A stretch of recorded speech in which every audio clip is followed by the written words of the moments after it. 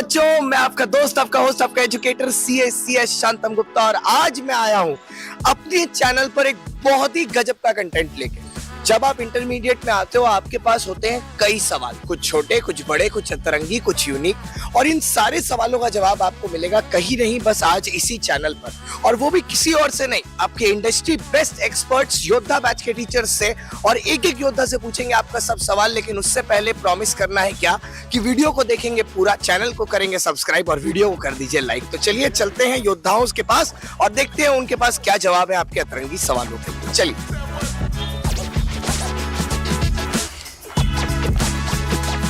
तो भैया, सबसे पहले हम लोग आए हैं अपने अकाउंट्स का, जैसे पेपर पहला होता है तो हम लोग अपने पहले योद्धा के पास आए। कौन है हमारे पहले योद्धा? आज मिलते हैं अकाउंट्स के किंग राकेश कालरा सर से। सर कैसे हैं आप? मैं बहुत बढ़िया सर, आप कैसे हैं? सर बस आपका ही दुआ के चलते हम लोग अच्छे हैं, पर सर आज हमारे पास कुछ सवाल हैं। जी सर। तो क्या हम लोग पूछ सकते हैं? Sure sir, sure. सर सबसे पहला बेसिक सवाल जी, आखिरकार ये सीए इंटरमीडिएट होता क्या है? Sir CA intermediate CA foundation के बाद का सेकंड लेवल है और इसमें दो ग्रुप्स होते हैं, group 1 and group 2, 3 papers each. Group 1 is accountancy, taxation and law, and group 2 is costing और audit and cost and FM and SM.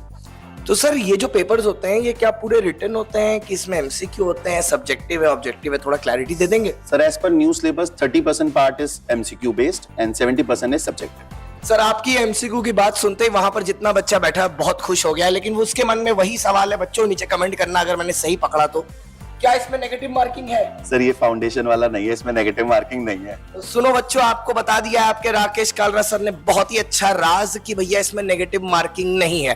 Thank you so much sir course के बारे में बताने के लिए, थैंक यू सो मच। अब चलते हैं हमारे अगले योद्धा की तरफ और दिखाएंगे आपको कि इस योद्धा के पास क्या नया आपके लिए है। ये वही है आपके जो है आपके मोस्ट एलिजिबल बैचलर। चलते हैं उनके पास।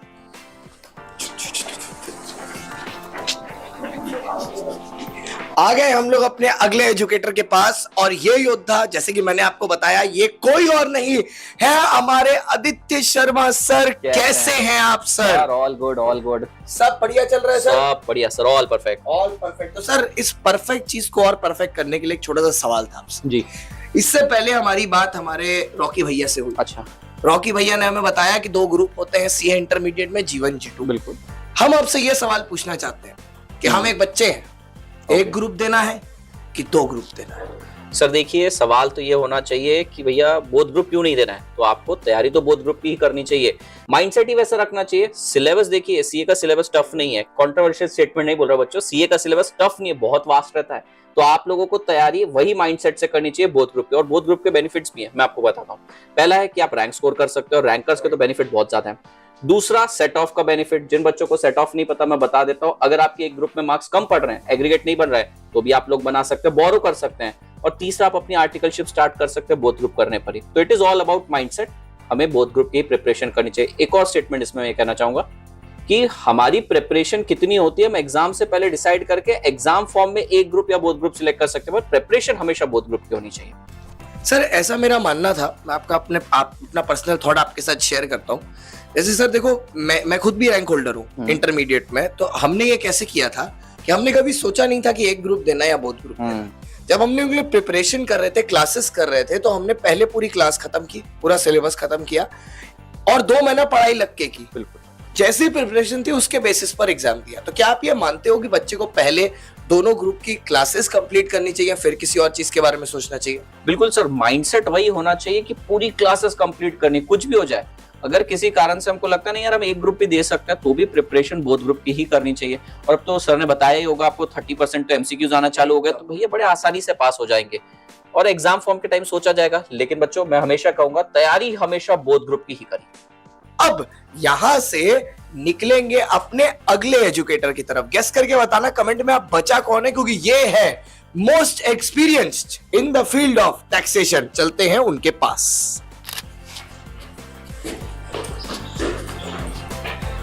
तो अब हम लोग पहुंच गए हैं अपने उस एजुकेटर के पास जिनको आपको गेस करने बोला था नीचे कमेंट में।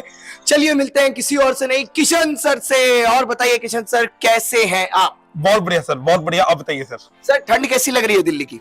सर हमेशा की तरह जबरदस्त। तो सर एक जबरदस्त सवाल बता दीजिए, इसी ठंडी के मौसम में हर बच्चे की यही डिजायर है जानने का, इसी सवाल का जवाब, क्योंकि इस सवाल का कोई सही जवाब नहीं, कोई गलत जवाब भी नहीं है इस चीज का। तो आप मेरे को सर बस इतना बता दीजिए कि अगर मैं सीए पास करना चाहता हूँ इंटरमीडिएट, कितने घंटे पढ़ूं? देखिए सर, मैंने भी सुना है कि 18 घंटे 20 घंटे, ऐसा कुछ नहीं है। अगर एक स्टूडेंट कंसिस्टेंटली 10 to 12 ईमानदारी से पढ़ता है, that is sufficient for cracking any exam including CA inter. Sir आपने 10 to 12 आवर्स तो बोला, तो सर ये 10 to 12 आवर्स क्लासेस इंक्लूड करके कि आप सेल्फ का बता रहे हो, थोड़ा सा ये क्लैरिफाई कर देंगे? सर आई बिलीव कि 8 आवर्स की क्लासेस होनी चाहिए, फिर 4 आवर्स की उसकी रिवीजन होनी चाहिए, और जब अंतिम के 2 महीने में सेल्फ स्टडी होता है तब ये 12 आवर्स 1-2 घंटा ऊपर या नीचे। ओके सर, तो ये रैंक लाने के लिए कोई अलग जड़ी बूटी खानी पड़ती है कि ऐसे ही हो जाता है? देखिए सर, कोई भी रैंक होल्डर कोई भी काम एक्स्ट्रा ऑर्डिनरी नहीं करता है, इट जस्ट दैट वो काम को कंसिस्टेंटली करता है। ओके तो मैं सर मानता हूं कि 4 शॉर्टकट से मेरे पास एक TCWG से T4 timely completion of syllabus, कि आप टाइम पे स्टार्ट करें कोचिंग, जो भी आप क्लासेस लें, मेक श्योर कि उसमें आपके ICI स्टडी मैट, आपके RTP, MTP and past year ये सब कवर्ड हो और ये अगस्त एंड तक समाप्त हो जाए। Next is C for consistency. अब कंसिस्टेंसी 2 चीजों में, एक तो जो लेक्चर्स है वो कंसिस्टेंट होना चाहिए बच्चा, कोई बैकलॉग ना हो, एंड कंसिस्टेंट रिवीजन होना चाहिए। ऐसा ना हो कि हम केवल क्लास ले रहे हैं और फिर पुराना भूलते जा रहे हैं। तो class revision, class revision. Then आता है W is for written practice.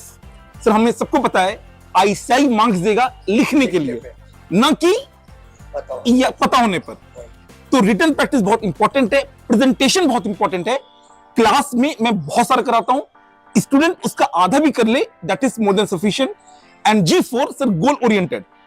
ये जो सर सफर है अगले 9 मंथ्स का, कई सारी डिस्ट्रैक्शंस आएंगी, कई सारे और भी फैक्टर्स आएंगे, मेजॉरिटी बच्चे इसमें भटक जाते हैं, बट जो बच्चा अपने लक्ष्य के प्रति एकदम डेडिकेटेड है, गोल ओरिएंटेड है सर, उसका हो जाता है। हमने भी रैंक ऐसे ही लाए थे, बाकी बच्चे भी ऐसे ही ला सकते हैं। सर आपने बहुत अच्छे से बताया, लेकिन ये जो आपने जैसे बोला कि डिस्ट्रैक्शन हो जाता है बहुत बार, और अब जैसे कि पता है सर कि योद्धा बैच आप लेके आ रहे हो और उसमें आपको टैक्सेशन पढ़ाओगे, तो सर आप हमको ये बता सकते हैं कि आपके हिसाब से, बिना अपने सब्जेक्ट की तरफ बायस होते हुए, इन 6 सब्जेक्ट में से सबसे ज्यादा फन लविंग कौन सा सब्जेक्ट है, इसमें बच्चे को सबसे ज्यादा मजा आता है?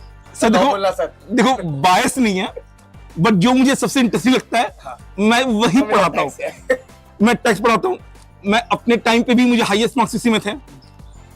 पोस्ट क्वालिफिकेशन भी मेरा जो जॉब एक्सपीरियंस है प्राइस वाटरहाउस कूपर्स PwC के साथ उसी में है, एंड स्ट्रेटेजिक मैनेजमेंट। तो जो मुझे मजा आता है मैं वही पढ़ाता हूँ उसी मजे के साथ। बच्चों आप लोग कमेंट में जरूर से ये बात बता देना कि टैक्स की लॉ, बट हालांकि मैं भी ये बात बोलता हूँ, टैक्स और लॉ दोनों, कोई भी एक नहीं, दोनों। तो बच्चों आपने देखा कि हम लोग सारे एजुकेटर्स के पास गए और उनको आपके सारे सवाल पूछे, लेकिन सर ह्यूमन एरर हमेशा रहती है, चाहे फिर वो इंटरव्यू में हो, चाहे फिर वो ऑडिटिंग में हो। तो सर हम एक सिंपल सी क्वेश्चन, आपको एक सिंपल सा टास्क दे रहे हैं, आपको जो भी सवाल पूछना है अपने एजुकेटर से, जो मैं नहीं पूछ पाया, प्लीज नीचे वाले कमेंट बॉक्स को ऐसा भर दो कि भैया एजुकेटर परेशान हो जाए, और मैं सब कमेंट के जवाब दूंगा। बस इस चैनल को सब्सक्राइब कर लीजिए, वीडियो को लाइक कर दीजिए और अपने सारे दोस्तों के साथ शेयर कर दीजिए। मैं आपका दोस्त, आपका होस्ट, आपका educator. Bye bye, see you, Tata.